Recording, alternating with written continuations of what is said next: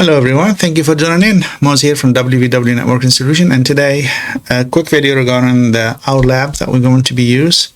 Instead of me carrying all the routers left and right loose, and so we used the LABRAX design and we make our own. So this is a 3D printed rack.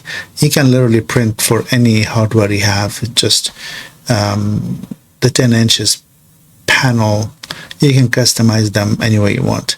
So on this one, I'm just briefly gonna walk you through it slowly. So what we have here, it's our ISP simulator router. This will be our ISP link. Then this is my edge router in the data center, or whatever my main core router. For this one, we use the RB5009. This is my first site router. We're going to use this as my first site router. So here's the deal here. ISP to my core router, it's a BGP. My core router to my first site OSPF. And then we're going to see how this is going to work. And then from this router, we can attach our APs or whatever we need, and we'll see how that's going to work. Now at the bottom, you see that's a UISP router. We're going to also use it in OSPF and see how we can get it to work. But also, and most importantly, we're going to do like a tag war between the UISP router and a MikroTik router. We're going to see the failover, the OSPF, and the BGP and all that stuff, which one it's really good in doing it.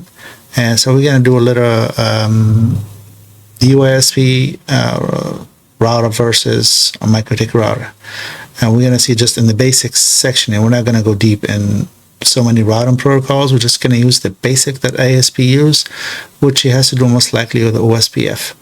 Okay, so we're going to see how both of them they're going to react. So we're going to use this tiny rack actually for all the videos that we're going to be doing from now on, and I'm hoping that will be easier to see and easier to understand, but also be easier for me to carry around or to have my desk a little bit cleaner than what it is.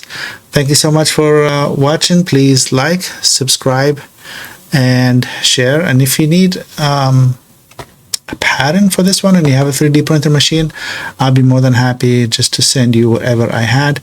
I did not make most of them. Most of these patch panels, they exist already. There's other people that put energy and time in doing them, so I might as well give them the credit. But if you need it, or you're just lazy to look for it, that's fine. I can provide you with the link, and then you can go ahead and get your own. I'll see you on the next one. Take care now.